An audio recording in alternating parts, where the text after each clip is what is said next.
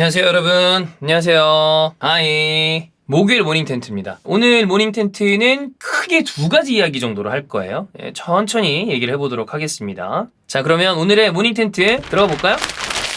자, 이미 후토크는 지금 편집해서 올라갈 거예요. 수빈이가 중계를 했잖아요. 오늘 이 경기뿐만이 아니라 다른 경기들 얘기를 같이 할 예정입니다. 첫 번째 텐트는 오늘 새벽에 펼쳐진 경기들 요 얘기를 해볼 거예요. 첫 번째는 이 맨유 대 리즈 경기 얘기를 할 거고, 이 경기만 얘기하는 게 아니라 다른 경기도 얘기할 거예요. 뭐 약간의 포인트가 다를 수 있기 때문에. 자, 맨유 대 리즈 경기를 먼저 보도록 하겠습니다. 맨유 대 리즈는 2대2 무승부가 나왔죠? 2대2 무승부가 나왔습니다. 라시포드랑 제이든 산초는 여기 이제 맨유가 홈이기 때문에 앞에 써놨지만 0대2로 끌려가고 있다가 라시포드가 만회골, 제이든 산초가 동점골을 넣었죠. 용토 이 친구가 골을 넣고 요거 자책골은 바란의 자책골이었습니다. 요 경기는 수년된 8라운드 경기였거든요. 8라운드 경기였는데 2대1이 무승부로 마무리가 됐습니다. 시작한 지 얼마 안 돼서 이 용토의 득점이 나왔는데, 이 용토 득점은 보신 분들은 아시겠지만 아스날전 래시포드 득점 같은 느낌이었어요. 니어 쪽으로 강하게 깔아차는 코스 좋은 슈팅으로 득점을 만들어냈습니다. 뭐 좋더라고 슈팅. 그리고 난 다음에 추가골은 좌측면에서 이제 빠르게 리즈가 돌파를 하다가 크로스를 했어. 그랬는데 거기에 이제 바람 발맞고 골문 쪽으로 흘러 들어가면서 자책골이 됐고요. 자, 그 다음에 래시포드가 헤더골로 만회골을 넣었는데, 이 헤더 득점하는 거 보니까 폼이 아주 날카롭게 올라왔다라는 생각이 들었습니다. 아주 날카롭게 올라왔고, 그 다음에 제이든 산초의 득점 같은 경우는 제이든 산초는 이제 교체 투입이 됐잖아요. 네, 요 아주 본인 특유의 풀백이랑 연계, 그 다음에 박스 안쪽으로 들어와서 득점해서 마무리하는 거. 이런 거 보면 이따가 제이든 산초 얘기를 하겠지만 폼이 살아나나? 이런 생각이 좀 듭니다. 결과적으로는 사실 승점 드롭이에요. 맨유가 올드트래포드이기도 했고 리즈도 결과적으로는 그거 아니야. 지금 감독 경질되고 난 다음에 스파크가 튈 시기예요. 이럴 때 만나는 팀들이 이게 마치 아스날이 에버튼 원정 가가지고 어려운 경기 하다가 진 것처럼 감독이 경질된 직후에 팀들을 만나면 부담스러운 경우들이 있어요. 근데 또 상황이 안 좋았잖아. 카세미르도 못 나오고 여러 가지가 겹치면 어려운 경기들이 나와. 근데 이번 주말 경기도 이 맨유가 리즈 원정을 가잖아. 그러니까 아마 제가 봤을 때는 그 경기에서는 맨유가 또 승점을 따올 수 있지 않을까라는 생각이긴 합니다만 어려운 경기가 될 수도 있다. 자, 어쨌거나 근데 드롭이긴 한데 0대2까지 끌려가다가 승점을 딴 형태가 된 거는 다행이긴 하다. 이게 홈에서 연승들을 쭉 이어가고 있었잖아요. 13연승이었죠? 근데 그게 무승부로 좀 내려온 거는 아쉽지만 결과적으로는 지지 않았다. 우리는 쉽게 지지 않아. 0대2까지 갔지만 쉽게 지지 않는다라는 걸 보여주는 거는 저는 테나가 팀을 잘 이끌고 가고 있다라고 생각을 합니다. 그리고 주말에 이기면 되지. 자, 그럼 우리가 잘한 선수와 못한 선수를 나눠서 볼 거예요. 아시죠? 잘한 선수랑 못한 선수 누구 얘기할지? 근데 잘한 선수 일단 먼저 얘기할게요. 잘한 선수를 얘기하겠습니다.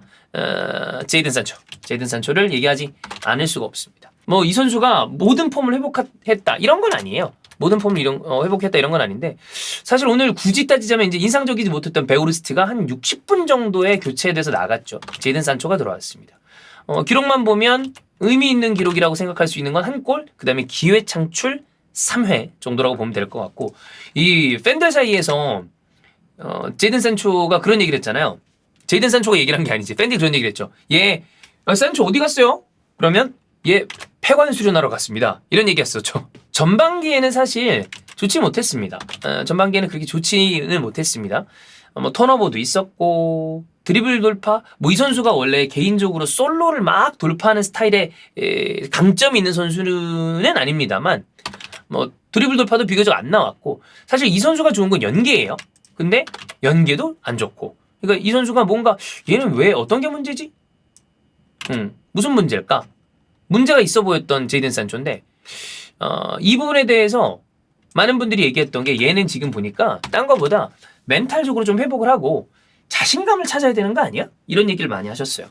그러니까 산초가 도르트문트에서 좋은 모습을 보여줄 때도 보면 예를 들어 윙어나 아니면 2선 자원들 중에 개인 어떤 퍼포먼스로 뚫고 들어가고 수비수 조지고 드리블 돌파한 다음에 막 크로스 올리고 이런 스타일의 선수가 있는가 하면 팀적인 부분에서 전체적인 이 구성원으로서 역할을 잘하고 주변 자원들을 잘 이용하는 어떤 그런 플레이어들이 있죠. 근데 제이든 산초가 딱 그런 형태예요. 좌측에서 이 연계나 공간 침투하고 이런 거를 좀 잘해야 되는 선수란 말이야. 그게 좌측이든 우측이든 뭐 방향은 가리지 않겠습니다. 그러니까 이 선수가 원래 잘했을 때 보면 동료를 이용을 잘한다. 그러니까 머리가 좋아. 동료를 이용하는 플레이에 능하고 잘할 때의 느낌은 측면에 배치된 득점력도 좋고 공격 포인트를 잘 생산해내는 괜찮은 플레이메이커 성향을 가진 선수. 그래서 만약에 예를 들어 좌측이라 칩시다. 좌측에서 영향력이 좋을 때를 보면 풀백들이랑 잘 연계를 해서 연계, 공간 침투 아주 날카로운 모습을 보여주는 선수라는 거죠. 그래서 만약에 오늘같이 모습을 쭉 이어서 보여줄 수 있다면, 그리고 더 원래 제이든 산초의 모습을 보여줄 수 있다면 지금 폼이 극도로 올라와 있는 게 누굽니까? 래시포드죠. 래시포드를 조금 더 중앙지형적으로 움직이면서, 왜냐하면 또 지금 래시포드가 좋은데 뭔가 또 이 선수가 완전 톱에 올라가면 본인의 장점이 덜 나오는 경우가 있잖아요. 그런 걸 생각을 해보면 좀 더 중앙지역으로 움직이면서 산초랑 공존시키는 방안을 테나가 한번 생각을 해볼 법도 하지 않나. 그러니까 뭐 이거보다 이거다 라기보다는 약간 공존을 어떻게 시킬까? 프레드라면 프레드 지금 내가 프레드 앞으로 뒤로 얘기할 거라서 프레드가 입에서 먼저 나왔어. 지금 좋은 선수 얘기하는데 프레드가 웬 말이야. 제이든 산초랑 래시포드랑 공존하는 방식을 한번 테나가 약간 만들어 보면 그림이 잘 나오지 않을까. 그리고 제이든 산초는 개인적으로는 오른쪽에서도 잘할 수 있는 선수라고 생각을 해요. 네, 그래서 그것도 또 쓸 수 있는 방안이 아닌가. 스포했네. 자, 못한 선수 얘기하겠습니다. 못한 선수 얘기해야죠. 야, 근데 좀 심각하더만. 프레드. 이 선수는 오늘 미드필더로서 어떤 그 하나의 기준점을 제시했습니다. 어떤 기준점이냐? 어떻게 하면 미드필더에서 호러쇼를 할 수 있는지 여러 가지 어떤 레퍼런스를 보여준 선수 중에 하나다. 예전에 그런 선수가 제가 이런 얘기를 하기 좀 그렇지만 요즘은 그런 일이 없으니까 그냥 얘기할게요. 자카가 가끔 그런 경우들을 했어요. 어떻게 하면 미드필더에서 호러쇼를 하지? 그런 경우를 보여준 적이 있었단 말이야. 이런 걸 보여줬어요. 야, 이렇게 하면 호러다. 알았지? 그 능력들을 한번 보자. 자, 턴오버를 했을 때 어디서 하면 제일 팀을 위험한 곳에 빠뜨리지? 가장 위험한 곳 찾는 능력.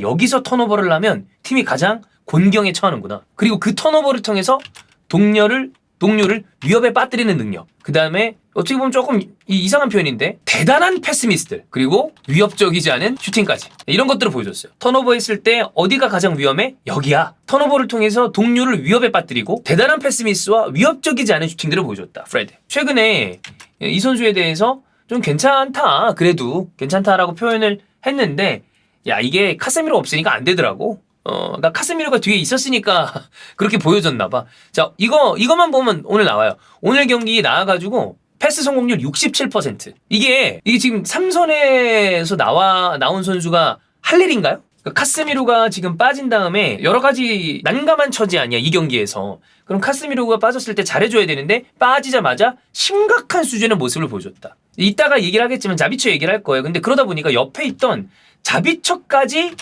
부하가 걸리더라고. 물론 자비처는 그거를 감안하면 오늘 괜찮은 부분이 있었어요. 좀 이따 얘기할 거야. 근데 부하가 걸렸다. 자, 이제 그 외의 평가할 선수를 보겠습니다. 그 외 평가. 저는 이 선수는 그 외에다 넣었어서 그냥 못한 선수에 안 넣었어요. 일단 가르나초 얘기할게요. 가르나초는 아직 어린 선수이기 때문에 못한 선수 프레드랑 같이 난 일단 안 묶을게. 지금 봤을 때의 느낌은 아직은 조커 기용이 맞는 것 같다. 조커 기용이 맞는 것 같아요. 득점이 나와줘야 되는 타이밍에 이거 놓치니까 너무 아쉬워. 그렇잖아. 어리니까 그냥 이렇게 둘게요. 냉혹하게 평가하는 건 좀 어려운데 오늘 경기는 사실 크게 아쉬웠다. 이런 게 있었고요. 자, 그 다음 베우르스트 볼게요. 베우르스트도 그때 낑깡이 형, 진수 형이랑 우리가 베우르스트를 왜 데려왔을까요? 라는 얘기하면서 이 선수의 장점에 대해서 얘기를 했는데, 진수 형이 얘기했죠. 이 선수가 열심히 해주고 앞에서 막 뭐 공중볼 경합도 해주고 연계해주고 압박해주고 이런 좋은 부분이 있는 선수인데, 이 선수가 그렇다고 굉장히 뛰어나고 최상단에 있는 선수냐? 특히나 네덜란드 출신의 공격술이 얼마나 위대한 공격술이 많습니까? 그런 걸 감안하면 아쉬운 부분도 있는 선수다. 근데 어제 느끼는 건 템포가 빠르니까 약점이 보인다. 이게 리즈랑 경기를 하면 업템포가 되는 경우들이 많죠. 그러다가 아스탄이 두드려 맞았잖아. 결과적으로 이기긴 이겼는데 와, 장난 아니었거든. 그건 사실 진 경기였어. 템포가 빠르니까 약점이 많이 드러나더라. 자, 그 다음 마르셀 자비처는 오늘 프레드랑 같이 뛰어서 손해본 케이스입니다. 오히려 거꾸로 얘기했을 때 저 정도로 이 옆에서 똥을 싸는데 공격적인 부분 가능성은 보여줬다. 옆에서 계속 막 원래는 똥을 프레드가 뻑 싸면 카세미로가 아유 발로 탁 치우면서 패스 빡 해주고 뻑 하면 옆에 탁탁 치운 다음에 아야 그만 싸 탁 해주고 이렇게 해야 되는데 프레드가 앞으로 뛰어나가면서 북북북 하는데 자비쳐도 아우 막 이러면서 카세미로는 옆 뒤에서 치워주는데 자비쳐는 못 치워주니까 야 더러워 그러면서 앞으로 본인도 나가는 거야. 아우 뒤에 냄새나 슈팅 때리고 막 패스하려고. 근데 이러다 보니까 원래 이 선수가 전문 삼선 자원이 아니잖아요. 사실 에릭센의 장기 부상 때문에 거기를 채워주기 위해서 데려온 선수 아니야.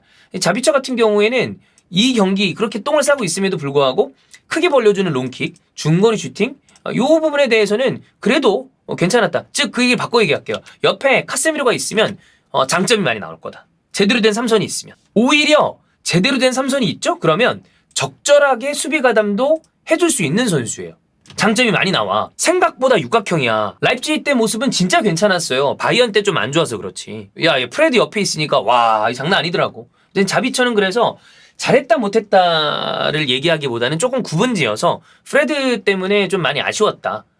프레드가 아쉬운 거지 자비처 자체가 아쉽진 않았다. 이런 걸 감안해야 된다. 보면 될 것 같습니다. 근데 이제 맨유가 어쨌든 라운드가 다르긴 해요. 맨유는 8라운드 수년 경기였거든. 종합으로 봤을 때 이번 주 경기를 생각을 해보면 전체적으로 상위권 팀의 승점, 상위권 팀 승점을 다 드랍했다. 아스날 패, 맨시티 패, 맨유 무 이렇게 해요. 자 그러면 전체 경기 승점을 볼까요? 아스날은 20경기에 50점이고요. 맨시티는 21경기에 45점. 맨유는 22경기에 43점인데 문제가 뭐냐면 뉴캐슬이에요. 지금 한 경기를 맨유가 더 했거든. 그러니까 21경기에 40점이야. 그러니까 만약에 뉴캐슬이 나머지 모자란 경기 한 경기를 이긴다 손 쳤을 때 득실 밸런스가 뉴캐슬이 좀 더 좋아요. 그러니까 그거를 맨유는 신경을 조금 써야 된다. 그래서 이번 주말에 리즈는 반드시 서력을 하면서 승점을 가져갈 필요가 있다. 요거를 체크를 해보겠습니다. 자 이렇게 맨유 대 리즈 경기는 봤고요. 그거 말고 이런 모로코에서 클럽 월드컵 하고 있죠? 그것도 잠깐 볼게요. 레알 마드리드 경기가 있었기 때문에 어제 여러분 말씀을 드렸지만 레알 마드리드 그 부상자에 대해서는 저희가 풋몹을 참고했는데 풋몹이 부상자를 너무 틀리는 거야. 그래서 그 부분에 대해서는 저희가 정정을 어제 좀 드렸습니다. 요거는 저희가 부상자 얘기할 때는 풋몹을 완전히 배제하고 얘기를 할게요. 알 아흘리랑 레알 마드리드 경기가 있었죠. 거기에서 비니시우스, 발베르데, 호드리고, 호구, 그 다음에 유스 출신의 아리바스까지 득점을 하면서 이렇게 잡아냈습니다. 리가에서 생각을 해보면 2득점 이상 하는 거, 그러니까 3골, 4골을 넣는 게 최근에 굉장히 안 나왔어요. 기억하기로 3골 넣었던 게 10월인가 그래. 그러니까 득점력이 좀 아쉬웠는데 뭐 클럽 월드컵의 이벤트전인 성격이 좀 강하긴 합니다만 그리고 대량 득점하면 기분 좋잖아. 그래서 이런 거 발베르데가 득점을 했거든요. 호드리가 슈팅한 다음에 이거 리바운드에서 넣은 거긴 하지만 발베르데가 최근에 좀 폼을 올려줘야 되잖아.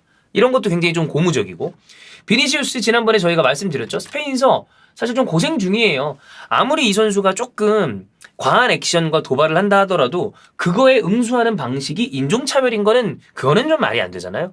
그래서 좀 고생을 하고 있는데 이 경기 MOM입니다. 골도 잘 넣었고 상대 수비 딱 실수하니까 박스 안에서 바로 그냥 딱 골키퍼 키 넘기는 슈팅 이런 거 좋았죠. 유스 아리바스 득점까지 나왔기 때문에 좋고 그 다음에 지난번에 저희가 잘못 말씀드렸던 이 부상자 벤제마랑 밀리탕 모로코로 넘어온다며 그럼 이거 이제 경기 뛸 수 있다는 거 아니야? 경기 뛸 수 있다는 거니까 돌아올 수 있을 것 같아요. 이렇게 보면 될 것 같고 자 또 다른 경기 하나 볼게요. 포칼 보훔 대 도르트문트 경기에서 엠레잔이랑 로이스가 득점을 했습니다. 근데 이거는 딴 거 없어요. 제가 영상을 봤는데 보훔 원정이야. 이 미친 듯한 홍염 돌아버렸죠. 이거 징계받을 거예요. 근데 솔직히 존나 멋있긴 해요. 나 옛날에 드레스덴 경기였나? 포칼 스포티비에 있을 때 그 포칼 그때 중계권이 제가 포칼을 중계권을 샀는데 거기에 사이클 경기가 따라왔다? 그래서 내가 사이클 중계한 거였었거든. 원래 그러면 패키지로 팔아. 와. 근데 이 독일 2부 리그나 이런 데 보면 징계랑 이런 걸 떠나서 보면 우와. 야 여기가 지옥이구나. 진짜. 와. 예. 장난 아니더라고. 근데 너무 멋있어. 나는 개인적으로 위험한 부분만 좀 배제를 할 수 있다면 야 축구장 그런 거 보면 개멋있잖아. 그리고 또 이 도르트문트 지그날 이두나 파크 이 베스트팔렌 슈타디온이죠 원래. 하여튼 그거 막 그 카드 섹션 올라가는 거 보면 와 나오잖아. 하여튼 뭐 그런 게 좀 인상적이었다. 자 그다음 쿠프 드 프랑스 르 클라시크가 있었죠. 파리 생제르맹이 마르세유에게 패배했습니다. 알렉시스 산체스 피케이가 있었고 그다음에 말리노프스키가 득점을 했고요. 파리 생제르맹에서는 라모스가 헤더 득점을 했습니다. 경기를 제가 조금 봤는데 마르세유 맨투맨식으로 압박을 하는 거에 파리 생제르맹이 너무 고전을 하더라고요. 그다음에 왜 이런 식으로 좀 후방에서 애매하게 좀 어려울 수밖에 없는 경기를 하는 그 전술을 갈티에 감독이 썼는지 모르겠는데 이 네이마르 메시만 있는 경우 음바페가 지금 없잖아. 야 이게 쉽지가 않아. 막 턴오버 나오고 2대1 하려고 그러다 실패하고 뒤쪽으로 공 돌리려고 그러다가 압박 때리니까 막 허둥대고 턴오버들이 막 나오는 거야.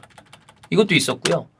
그 다음에 비티냐를 기용하는 자리도 좀 애매한 것 같고 그 다음에 말리노프스키한테 실점할 때 보면 수비라인이 휘청휘청해요.